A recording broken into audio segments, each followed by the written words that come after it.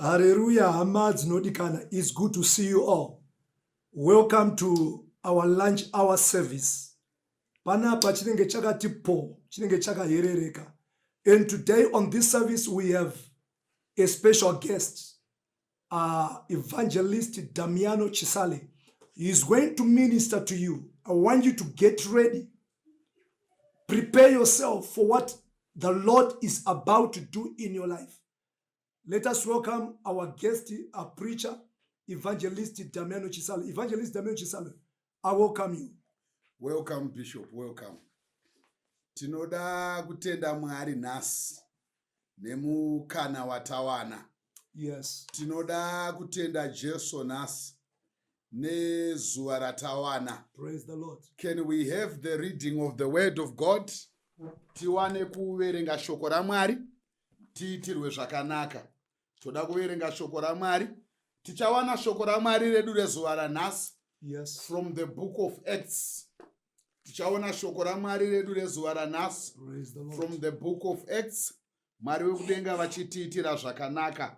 We are having our reading from the book of Acts today. Tichaenda Acts chapter 3. The book of Acts chapter 3 reads, Peter and John went to temple one afternoon to take part at the 3 o'clock prayer service. As they approached the temple, a man lame from the birth was carried in. Each day, he was put beside the temple gate, the one called Beautiful Gate, so he could beg from the people going into the temple. When he saw Peter and John about to enter, he asked them some money. Peter and John looked at him intently, and Peter said, "Look at us." The lame man looked at them eagerly, expecting money. But Peter said, "I don't have any silver and gold for you, but I will give you what I have. In the name of Jesus Christ of Nazareth, arise and walk." Mwari varopafadze kuverengwa kweshoko ravo zuva ranhasi. Tichazoverengesa imwe scripture zvekare, but this is our main scripture that we have. This is our main scripture that we have. Mwari vachitiitira zvakanaka. Zvino pataverengesa shoko raMwari pati. Acts chapter 3. Yati Petro na John from verse 1. Vaienda kutemberi panguva yekunyengetera. Vaienda kutemberi. The time of prayer. Vaienda kutemberi kwate kunoshumira. Vaienda kutemberi kwate kunoparidza. Church panguva yana Peter. Vaienda to the temple panguva yekunonyengetera. Zvinoreva kuti church yaiwana mukana we prayer time. There is difference between kuenda ku church nekunyengetera. Munhu anofanira kudzidza kuwana time to pray. Do you have time to pray? Oh, I can quote Bible tikariverenga kubhuku ya John chapter 12. Inataura about Lazarus. Shoko raMwari rinoti Lazaro arwara. Warwara zvekuda kufa. Shoko raJehovha rinoti Maria na Marita, they sent a word unto Jesus. Kuti uya wamunoda arwara. Zvinoreva kuti kana paine situation, you send a word to the Lord. You send a word to God. But how do we send a word to God? We send a word to God through prayer. So when we pray, we are sending word kuna Mwari. Saka munhu anofanira kuwana nguva yekunyengetera. Munhu unofanira kuwana nguva ya prayer. Usaite a prayer collector. Kuti ukaona iwe a prayer collector. Who is a prayer collector? Munhu anoraramiswa neminamato yevanhu. Nhasi akafugama pana apostle ningi, mangwana ari pana muvhangeri ningi, mangwana anoraramiswa nemunamato wamadzibaba ningi, ane muteuro wedombo raningi, you are a prayer collector. But tiri kuti Petro and John vaienda kutemberi panguva yeprayer. Find time to pray. Find time to pray. Ndobva Bible raintroduce mumwe munhu. Bible riri kuti vari munzira kuenda, vanosangana munzira, muine mumwe murume anga akaremara. Bible roti wanga wakaremara, chimwe chirema hanzi changa chakaremara kubva mudumbu raamai vake. Ndiye murume anenya andoda kutaura zuva ranhasi. Murume uyu wanga wakaremara kubva mudumbu raamai vake. Murume uyu wanga wakaremara kubva mudumbu raamai vake. Ndoda kudzokeredza ipapo. Wanga wakaremara kubva mudumbu raamai vake. Haana kuremara atsikwa nemota. Haana kuremara aberekwa akadonha mumuti. Haana kuremara adonha nebhasikoro kana kumusha kudonha muchikochikari. Urema hwaakanga ainawo, urema hwekuberekwa nawo. Yo, naservice ino ndoda kutaura pamusoro pekuremara kwekuberekwa nako. Chinhu chanetsa vanhu vakawanda mulife, urema hwekuberekwa nawo. Chinhu chanetsa vanhu vakawanda muupenyu, kurema hwekuberekwa nawo. Wangu makumbo akakwana unawo, maziso akakwana unawo, tsoka dzekufamba nadzo hauna maoko akaremara. Asi pane urema hwekuberekwa nawo wandoda kutaura nawo masikati ano. Pane urema huri spiritual hwekuberekwa nawo, hwekuti hauna problem yawakaita, asi urema uyu wakabva nawo mudumbu raamai vako. Kune vanhu vasingarorwe vakaremara kubva mudumbu raamai. Uri musikana anogeza, marriage yaramba. Uri musikana akanaka, marriage yaramba. You have complexion and character that it takes, but zvaramba. Zvinoratidza kuti urema hwauinawo wakaremara, asi wakaberekwa neurema wakatangira mudumbu raamai. You are cursed from your mother's womb. Kune vanhu vakaremara vane urombe hwavakaberekwa nawo. Kune vanhu vane maissues akatangira mudumbu raamai vavo. Today I want to talk about that. Kuti iwewe urema hwauinawo, iwewe situation yauinayo, hauna kuuraya munhu, asi wakaberekwa mumusha muine ngozi.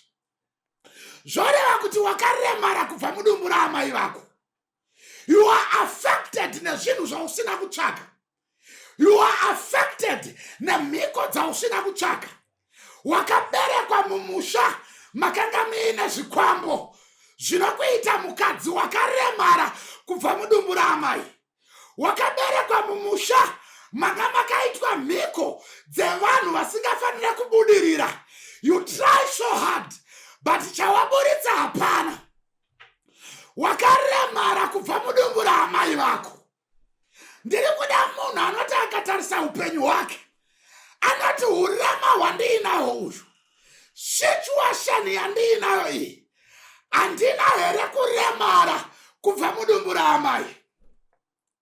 Nyaya yangu iyi haina here kutangira mudumbu raamai. You are born a cripple. You are born with a situation. You are born with negatives following your life. Nash ndiwo wandiri kutaura naye. Nash ndiwo wandavingira. Ndiri kuda munhu anoti baba, upenyu hwandiri kurarama ndine urema hwakatangira mudumbu raamai. Ndine urema hwandakaberekwa nawo. Ndine urema hwakatangira mudumbu raamai. hauna mhosva yawakapara asi wakaberekwa mumusha mune nyaya. Hauna mhosva yawakaita asi wakaberekwa mudzinza rakarovererwa pang'anga. Wakaberekwa mumusha makarombwa gona nasekuru rikarevererwa vazukuru. Wakaberekwa mumusha manga muina mbuya vairoya mukaberekwa muchipiwa uroyi. Hauna mhosva yawakapara asi wakaberekwa mumusha mune nyaya. Wakaremara kubva mudumbu raamai. Unoedza kuva nekarekta, unoedza kubhihevha asi upenyu hwako haushande. Tsika unadzo, unhu unawo, you try so hard but marriage inoramba. Unopfeka matsiga ndikuroore asi marriage inoramba. Chii chiri kuitika? Wakaremara kubva mudumbu raamai vako. Wakaberekwa wakaremara. You look at yourself. What word did I get wrong? Washaiwa pawakatadza asi mari haisi kubatika. Wakaberekwa wakaremara. Wakaberekwa. We in a situation. Ndiri kudari pano anoti ndinayo situation yekuberekwa nayo. I'm here today for a person anoti muchindiona kudai ndinawo urema wekuberekwa nawo. My God is coming for you. My God is coming for you. My God is coming for you. The Bible said, Peter na John vachipinda mutemberi vakasangana nemurume uyu anga akaremara kubva padumbu raamai vake. Bhaibheri harina kuperera ipapo. Hanzi vaimutakura zuva rimwe nerimwe vachimuendesa pamukova wetemberi wainzi Wakanaka. Vaimutakura musi mumwe nemumwe vachienda naye pamusuo wetemberi wainzi Wakanaka. Ndoda kudifaina zviri panapa. Paitakurwa munhu akaremara achiendwa naye pasuo retemberi. Suo retemberi rainzi Rakanaka. Zvoreva kuti changa chakanaka musuo asi waigarapo wanga wakaremara. Ndoda kuripita undinzwe zvakanaka. Ndati changa chakanaka. The name of the gate was called Beautiful. But waigara pasi pegate rainzi Beautiful was crippled. Zvoreva kuti changa chakanaka isuo asi waigarapo wanga wakaremara. My God help us today. Ndiri kuti chinewe chakanaka iwivi yatinoona wakapfeka nemusoro wakarukwa zvakanaka nehembe dzaunenge wakapfeka asi deep down hauna rufaro. Unoti upenyu hwangu wakaremara. Vanokuona uchibuda mumota vanoti zvavo chakanaka imota yaunenge uchibuda asi upenyu hwako wakaremara.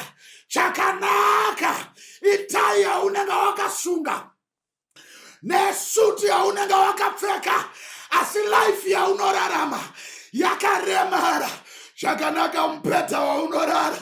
Munhu akapinda anoti anorara pasi mubhedha rakadai asi hope dzaunorota ipapo, hope dzaunowana ipapo, hope dzaunorota pamubhedha uyoyo, unorota uchimhanyiswa dzakaremara. Unorota uchiitwa murume kana mukadzi dzakaremara. Unorota uchidya ipapo dzakaremara. Chakanaka isuo asi anogara pasuo akaremara. It is the outward appearance that is beautiful, but the inward is crippled. Anoona from a distance, and there is a beautiful gate, but he who was abiding by the gate was crippled. Chakanaka kunze vanokuona uchiperekedzana nemurume, vanoti hevo vanodanana, asi iwe unoyatsozviziva kuti marriage haina rugare. Chakanaka isuwo, asi anoraramirapo akaremara. Ndiri kuda munhu anoti munhu wacho, I'm beautiful outside, but deep inside I'm a cripple. Deep inside hazvina kumira zvakanaka. Deep inside things are not okay. Vanondiona vanoti zvavo, vanondiona vanoti zvakaringana, asi deep inside things are not okay. Shoko raMwari ropfuurira mberi roti zvino, let me talk about the gate. I want you to understand something. Kuti kana pachitaurwa nyaya yegate, gate rinorova a door. A door means opportunity. Zoreva kuti munhu akaremara aigara at a place where there were opportunities. Munhu akaremara aigara panzvimbo yaiuya mukana. Ndoshaka aigara pagate. Ndo chinhu wani chaakagona kugara at a place where opportunity comes. Ndoda kukuudza zuva ranhasi, ziva pekugara, ziva pekuzvigadzika. Una degree, but hauzive pekugara. You are beautiful. Hauzive kudanana navo. How can you be married when uchidanana nevarume vevanhu? Uchidanana nevanhu vari married. Uchiita munjolo. Uchidanana nevanhu vasina future. Murume ari pana pachaakagona. Akanga akaremara, but akanozvigadzika pagate. Kugara panotewa opportunity. Bible roti Petro naJohani vaidarika nenzira. Petro naJohani vaipfuura. Ndokuona murume akaremara. Hanzi murume uyu achivatarisa akati, nhasi zvichida ndichapiwa mari. Ndaona vanhu vaMwari vakapfeka masutu. Zvichida ndichapiwa mari. But Bible rinoti chi? Rinoti Petro akati naJohani. Rinoti Petro naJohani vakati, titarisha. Iye atarisha. Zvikanzi sirivheri nendarama hatina. Silver and gold we have not. Silver and gold we do not have. But that which we have, we give you. Chatinacho tinokupa. Chatinacho tinokupa. Bible ravarati Petro akati, nezita raJesu weNazareti, arise and walk. Nezita raJesu weNazareti, simuka ufambe. Arise and walk. Pano ndoda kutaura nezita raJesu. Ndoda kutaura pamusoro pezita raJesu. Ndoda kutaura pamusoro pezita raJesu. I will read the scripture from the book of Ephesians. I will read the scripture from the book of Ephesians. Ndoda kuti Mwari wekudenga vatiitire zvakanaka. Ndoda kuti Mwari wekudenga vakuitire zvakanaka zuva ranhasi. May the good God vakuitire zvakanaka. Mwari wekudenga vauye muupenyu hwako. Ndoda kuti Mwari wekudenga vatirangarire. Ndoda kuti Mwari wekudenga vatiitire zvakanaka. In the name of Jesus. In the name of Jesus. In the name of Jesus. I will read from the book of Ephesians. Ndichaverenga Shona version. Ndichaverenga Shona version from the book of Ephesians. Ndichaverenga Ephesians chapter 1. Ndichaverenga kubhuku yaEfeso chapter 1. I'll read from the book of Ephesians chapter 1. Ndoda kuti uitirwe zvakanaka. Toda kutaura pamusoro pezita raJesu. Mumwe munhu ari panapa angati, why the name of Jesus? Ndoda kutaura, why the name of Jesus? Say Paul, say Peter, ari kuti titarishe obva ati nezita raJesu weNazareta, simuka ufambe. Sei tisiri kugona kutaura rimwe zita tikangopfuurira mberi ndisina kuemphasize nyaya yezita raJesu, tingarasikirwa. Ndoda kutaura pamusoro pezita raJesu. Let me go. Ephesians chapter 1 verse 19. Robert, and what he has wrought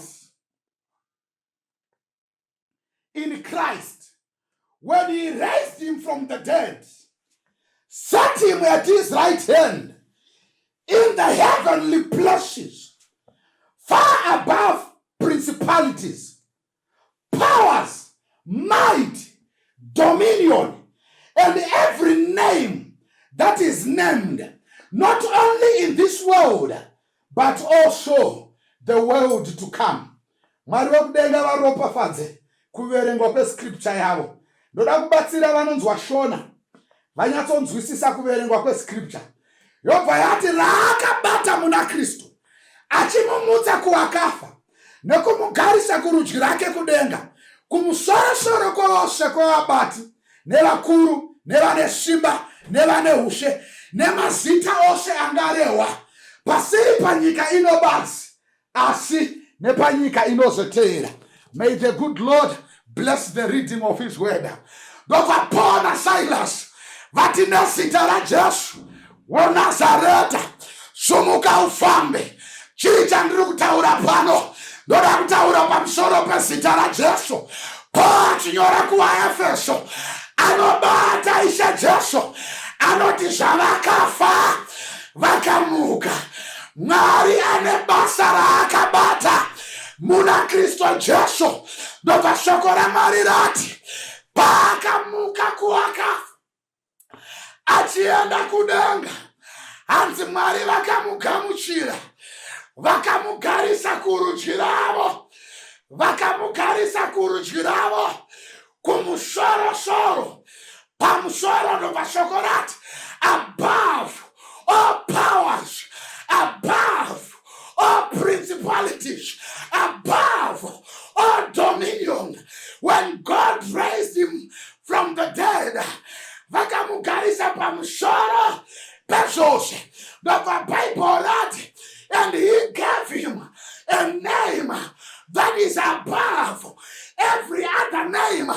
Zvoreva kuti Jesu akapiwa zita riri pamusoro pemazita ose. Bhaibheri rikati kwete panyika ino badzi nenyika inoteera. What am I telling somebody? The name of Jesus is above every other name. The name of Jesus is above every other name. Zvoreva kuti Paul naSilas pavari kuti in the name of Jesus, vari kuziva kuti zita raJesu is above urema rinokontrola, kuremara rinotonga, kuremara. Shout amen if you are hearing me. What am I telling you today? Tine zita rinotonga mazita ose. Chii chandiri kukuudza pano, tikati cancer tataura zita, tikati arthritis tataura zita, tikati TB tataura zita. The Bible that the name of Jesus is above every other name. What am I telling somebody? Tikati tsikamtanda tataura zita, tikati ng'anga tataura zita. zvoreva kuti zita raJesu riri pamusoro pemazita ose. Zita rese rakunetsa, wanetswa nezita ripi rinoti chikwambo here? Kune zita riri pamusoro pezita iroro. Wanetswa nezita ripiko rinoti kusharorwa here? Wanetswa nezita ripiko rinoti uroyi here? Wanetswa nezita ripi? I come to tell you today, we have the name that is above. When that name is mentioned, every other name will bow. Sickness will go.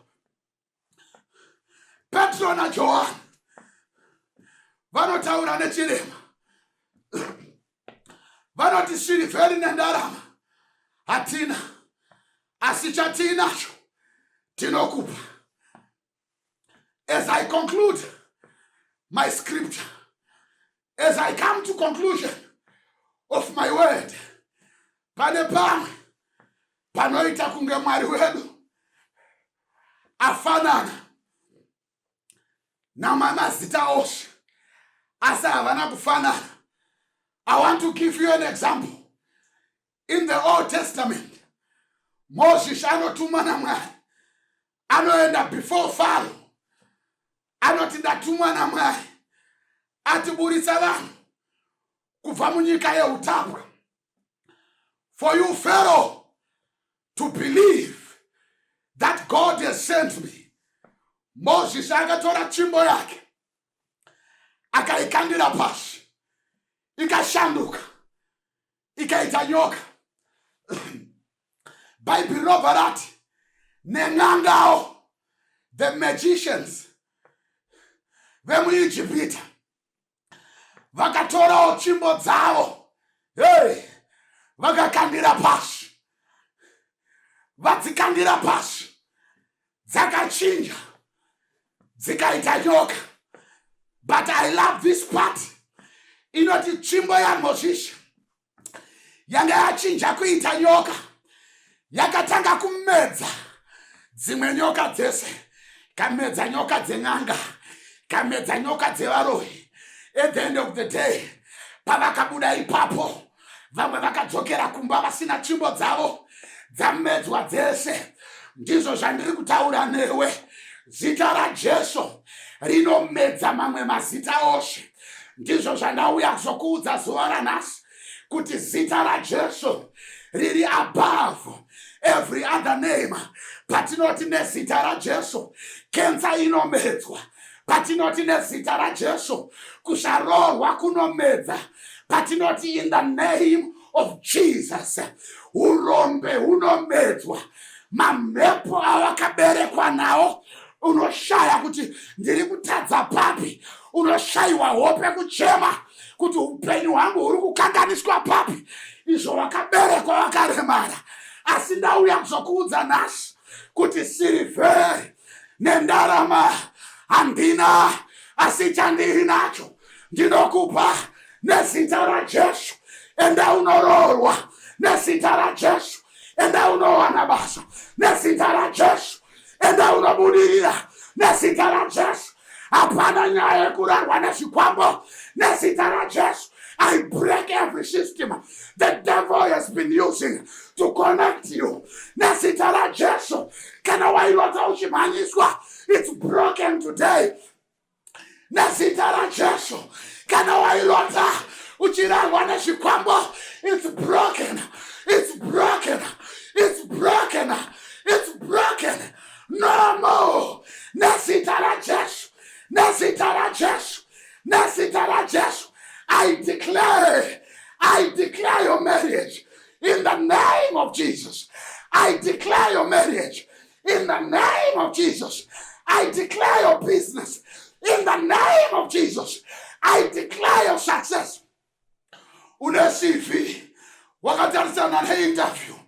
I am declaring right now, as I pray, in the name of Jesus, you are free. Wangauchirara, you are healed.